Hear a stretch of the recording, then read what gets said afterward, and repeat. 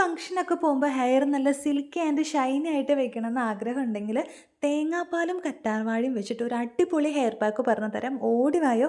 ഇതിനായിട്ട് നമ്മൾ ഫ്രഷ് ആയിട്ടുള്ള അലോവേര തന്നെ ചൂസ് ചെയ്യുക. അലോവേര കട്ട് ചെയ്യുമ്പോൾ ഒരു യെല്ലോ ജെല്ലി കാണാൻ പറ്റും. അത് നമ്മൾ കഴുകിയതിന് ശേഷം വേണം ഇതിന് വേണ്ടി യൂസ് ചെയ്യാനായിട്ട്.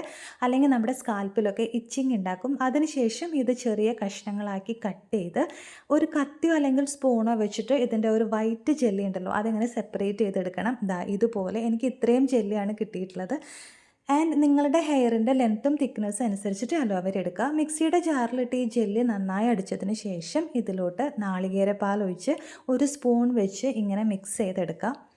പിന്നെ നമുക്ക് വേണ്ടത് ഓയിലാണ്. ഞാനിവിടെ യൂസ് ചെയ്യുന്നത് പാരച്യൂട്ടിൻ്റെ ഓയിലാണ് കേട്ടോ. നിങ്ങൾക്ക് വേണമെങ്കിൽ ആൽമണ്ട് ഓയിൽ ചൂസ് ചെയ്യാം. അത് നിങ്ങളുടെ പ്രിഫറൻസ് പോലെ ചെയ്യുക. ഓയിൽ ഒഴിച്ചതിന് ശേഷം ഇതൊരു സ്പൂൺ വെച്ചിട്ട് നന്നായിട്ട് ബ്ലെൻഡ് ചെയ്യാം. ഇതാണ് ഇതിൻ്റെ ഒരു കൺസിസ്റ്റൻസി എന്ന് പറയുന്നത്. നമ്മൾ ഏതൊരു ഹെയർ പാക്ക് അപ്ലൈ ചെയ്യുന്നതിന് മുൻപ് നമ്മുടെ ഹെയർ നന്നായിട്ട് കോംബ് ചെയ്ത് അതിലെ ജടയൊക്കെ തീർത്ത് കളയണം. അതിനുശേഷം നമ്മൾ ഹെയർ പാർട്ടീഷൻ ചെയ്യുക. 2 സൈഡിലോട്ട് എടുത്തിട്ട് അതിൻ്റെ ഓരോ സൈഡിലായിട്ട് നന്നായിട്ട് ഈ ഒരു ഹെയർ പാക്ക് അപ്ലൈ ചെയ്ത് കൊടുക്കാം.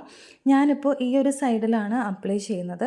നമ്മൾ അപ്ലൈ ചെയ്യുന്ന സമയത്ത് തന്നെ നമ്മളിത് നന്നായിട്ട് മസാജ് ചെയ്യണം കേട്ടോ. നമ്മുടെ കൈ വെച്ചിട്ട് ഇതിങ്ങനെ സ്ട്രെയിറ്റൻ ആയിട്ട് ഇങ്ങനെ താഴോട്ട് ഇങ്ങനെ വലിച്ചിട്ട് കൊടുക്കാം. അപ്പോൾ എത്രത്തോളം നമ്മളിങ്ങനെ സ്ട്രെയിറ്റ് ആയിട്ട് ഇങ്ങനെ താഴോട്ട് വലിച്ചിടുന്നോ അതിനനുസരിച്ച് നമ്മുടെ ഹെയർ നല്ല ഭംഗിയിൽ കിടക്കും.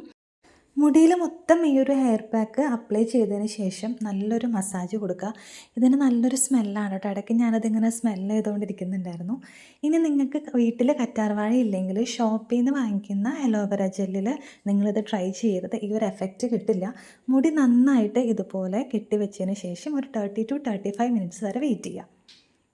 ഹെയർ വാഷ് ഔട്ട് ചെയ്തതിന് ശേഷമുള്ള എൻ്റെ ഹെയറിൻ്റെ ടെക്സ്ചറാണ് കേട്ടോ ഈ കാണിക്കുന്നത്. അപ്പോൾ ഈ ഒരു ഹെയർ പാക്ക് എല്ലാവരും ട്രൈ ചെയ്ത് നോക്കാം. നല്ല റിസൾട്ട് ഉണ്ടായിരിക്കും. അപ്പോൾ ഇതുപോലുള്ള ടിപ്സായിട്ട് നമുക്ക് വീണ്ടും കാണാം. ബൈ.